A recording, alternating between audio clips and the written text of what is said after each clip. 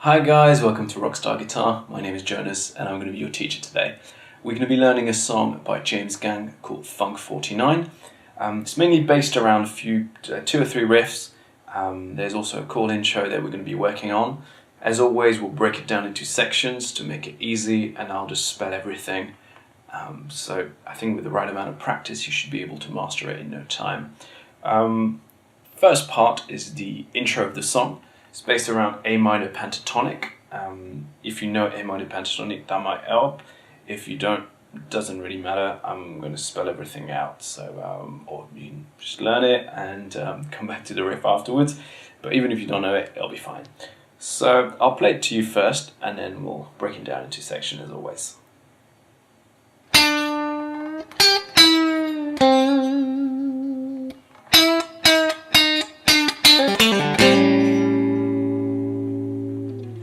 Here we go. The reason I didn't count myself in is because it's kind of a bit of a free time kind of thing. Depending on what version you're listening to, it varies, it's slightly different. It's a very, it's just a guitar intro, I think. Joe Walsh just did something a little bit different every time. So let me spell out the one that I've listened to on the actual record. So it starts in the 7th fret, G string, and I'm going to be using my 3rd finger, and then from there I'm going to bend it a tone up. It's quite a slow bend, and you can do a little vibrato at the end as well. Okay, and from there we're going to go and use a 4th finger in the 8th fret B string, so it's a G note. Okay, so that's the 2nd note of the intro, and then from there, we're playing that bend that we haven't moved there, and then go back down. Okay, so one more time. So you see how once I have that bend up, I leave it up there, so it's easy on the way down to just strum it. And just bring it down another, a tone back down to the 7th fret. And then from there, I play a C note, which is in the 5th fret G string, and I'm using my 1st finger. Okay, one more time. 3, 4. Okay, so that's the first part of the intro. And then here it does something which is very hard to match the record. It's basically doing a bend up again of a tone, and then slowly, kind of by little increments, goes down, goes flat. So start up there. It's really kind of tough to match it. So you can kind of do your own thing. The only thing that it does definitely is strum it 4 times. So, and by the time he's to the 4th time, he's right back down to that D note, which is obviously once again 7th fret G string 3rd finger, and from there, it's doing this little fast run. Okay, I'll spell it out. So it's 7th fret again, G string, and then a little pull off to the 5th fret, and then another pull off to the open G. So maybe just practice that by itself for a little while until you get the right kind of speed, and then does the same thing on the D string. So 7th, 5th, and then open D, and it's quite fast. Okay, and then from there you get the last part, which is this, which is basically like a sort of little broken up part of an A7. So for that you're going to do a little bar chord in the 5th fret on the D, G, and B string, and then your 2nd finger is coming to play the major 3rd there in the 6th fret on the G string. Okay, So the end part once again slowly. Even a bit slower than that. 3, 4. And you see there I'm also grabbing that low A string. It's like a mini chord. Yeah. And it goes really fast on the record. It's kind of noisy and kind of messy. It's almost tough to play as kind of messy as he does. So the whole thing one more time.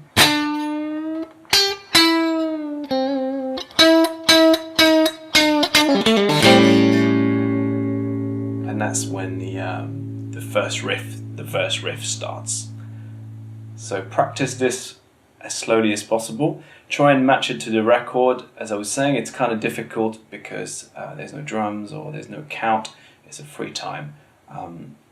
Just try and match it as best as you can. Okay, so let's go over the verse section. It's based around 3 chords. A dominant 7, D, and E minor 7, sort of, with a slightly different root note. But in this song, the guitar player, Joe Walsh, isn't actually playing chords, he's just playing just a little riff based around those chords. So let's have a look at it. I'll play it for you and then we'll spell it out and break it down into smaller parts. 3, 4.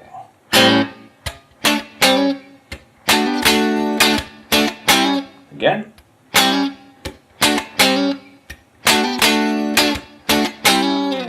Okay, so let me break it down. You'll see it's a lot of similar shapes. Once you all get the groove of it, it's super easy. So the first part is this A dominant 7, which, once again, as I was saying, it's broken down in smaller parts just to make it more comfortable to play as a riff. So the first thing is using your first finger and your bar from the D string on the D, G and E string. And then you're going to come and play this little hammer on the 6th fret with your second finger, G string. Okay, so that's the first part of the riff. Second part is your third finger is going to play a little bar chord in the 7th fret on the D, G and B string. So let's play that so far. 3, 4. Okay, and again, 3, 4. And even slower, 3, 4. Okay. Once you've played that, you go back to the A dominant again. Okay, so it goes 3, 4. Okay, so that shouldn't be too difficult. One more time, 3, 4. Okay, so we play the A dominant, D, and then back to the A dominant 7. Obviously, once again, we're not playing the root note, the bass is on the record, so we don't need to. Okay, and then we go up to the, which is the sort of E minor 7th kind of shape. To do that, we're going to bar everything, not everything, sorry, the D, G and B string in the 7th fret, and then we're going to do an A minor 7 shape with a 2nd and 3rd finger. So that's the 2nd finger in the 8th fret B string and the 3rd finger in the 9th fret D string. So it's a little hammer again. So only one hit with the right hand. Okay. But we'll hit when we go back down. Okay, one more time from the top. 3, 4.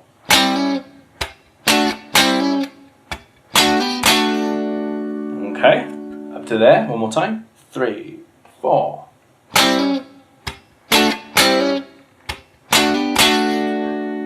Okay, that's cool. We're getting there. Once we've done that, we're going to repeat that note first, well, that little chord, that sort of D chord, and then we're going to repeat it a 3rd time, but this time we're going to swap the first finger for the 3rd one. The reason for that is so we just get a little more comfortable run back. You'll see once you play it, it'll make sense.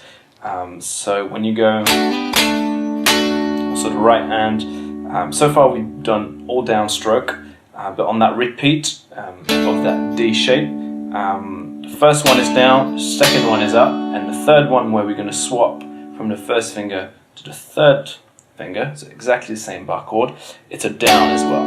Okay, so you get. Okay, so let me play the. See that little swap here. I'll play it really slowly so you can just concentrate on that. 3, 4. Okay, so exactly the same thing. You just swap finger, and then the last part is just back to the that A dominant. Okay, so. You see, that's the reason why you want to swap to that third finger. So from here, it's really easy, especially when you go a bit faster. If you were going, it just seems like an odd step to me anyway to play. I found it easier to just swap to the third finger and go back down to the A dominant 7. Okay, so let's play the whole verse together at a fairly slow tempo. 3, 4.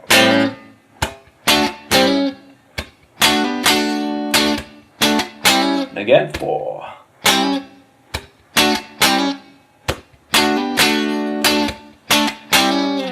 Okay, so just make sure you have a look as well at that right hand, everything downstroke apart from that double on that D towards the end. And again, 3, 4.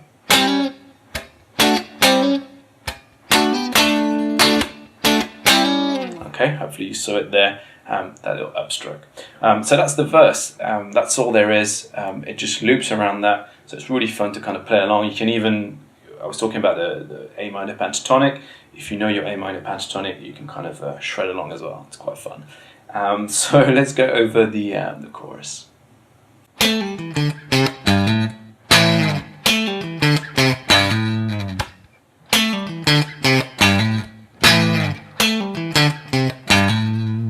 Okay, so let's break it down. It starts in the 7th fret D string. We're going to be using a third finger here, and we're going to do a little pull off to the 5th fret D string. Okay, so that's the first 2 notes. And then a third finger is going to go and play this E, which is in the 7th fret E string. And I think with my right hand, it's all kind of downstroke because you kind of want that aggressive sound. And then from there, I pick the A string 5th fret first finger, so I don't do a pull off the second time. Okay, and then we're going to go to play this note here, which is a C, and that's in the 3rd fret A string. For the ones who know the pentatonic scale, you might ask why we don't go here. In the 8th fret on the E string. The reason is because you have to use your 4th finger, and it's kind of weak usually. I mean, unless you happen to have a super strong 4th finger, which I don't. It just kind of feels a bit awkward to me, so I prefer to do the switch there. I get more strength, and I prefer the sound of it. So let's do that slowly. 3, 4. 3, 4. Again. 3, 4. Okay. And then the last part is this little. I'm gonna do actually. It's probably better with a hammer from 3rd to 5th on the E string, using your 1st and 3rd finger. Okay. Let's loop that a few times. 3, 4. 4.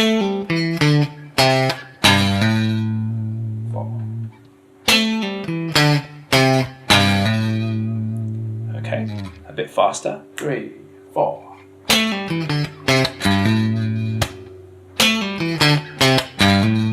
Okay, and once we've done that riff once, also plays a little, just a straight up power chord. So just root and 5th, in the 5th fret, so it's an A.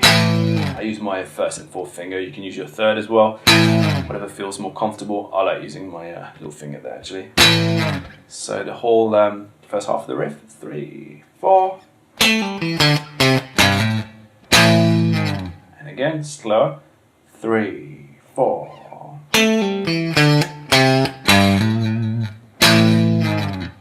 Okay, so that's the first half of the riff.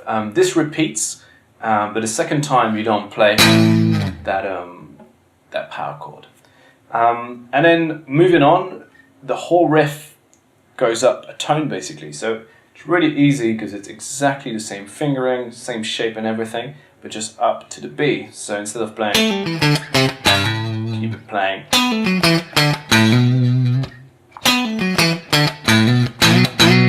Okay, so I'll still break it down, spell it, we'll go a bit faster because obviously you've already got the right fingering in your left hand, so it's just a matter of switching it to the switching it a tone up. So it starts on the 9th fret D string, and then we're doing the little pull off again, and then 9th fret 3rd finger A string, then 1st finger 7th fret A string, and then go down to the 5th fret A string. So same as the other one, just a tone up. And then we're doing the same again, but now 5th and 7th with 1st and 3rd finger. And then we have the power chord, which is a B power chord, once again using my 1st and 4th finger. So let's play that part of the chorus, that section. 3, 4.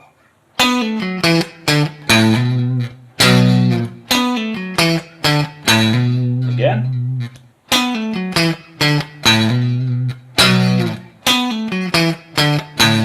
So you see how the riff plays, and then you play the chord, and then the second time the riff plays, but you don't play the chord, you just let it go. So let's play first half and then the second half. In the recording, I think they go over it twice, so you get the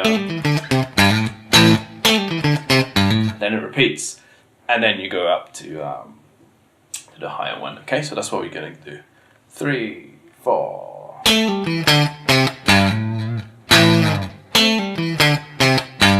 And again.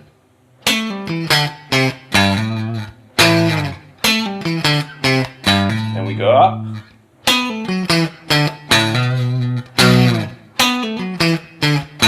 Again.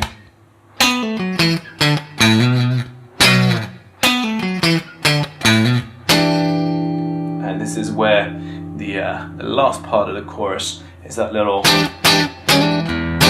E chord with it's a E dominant with a sharp 9 in there as well, which is also known as the Hendrix chord. And so that comes in the very last time round. Okay, so I'm going to spell that chord out for you.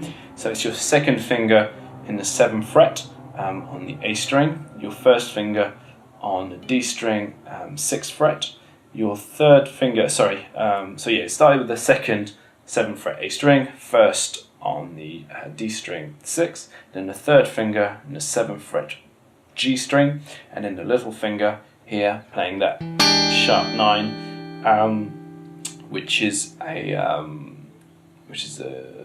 8th fret B string. Okay, it's a pretty cool chord. It's in a lot of sort of Hendrix tune. Sounds really cool. So let's just play that second half of the chorus so we can add that chord. 3, 4.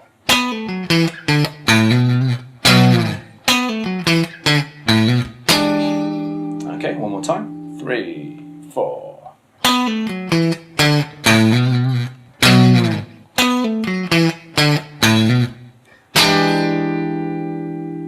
Okay, so that's it. Basically, all it does is repeat the verse and the chorus back and forth. You have the breakdown, but there's nothing happening there on the guitar. So it's a really fun song to just jam along to. If you know pentatonic scales, it's really fun to just play along, shred if you feel like shredding, and then that's it. So hopefully it doesn't take you too long to master it. I'm sure it won't, and hopefully I'll see you soon. Thank you for watching. Bye bye.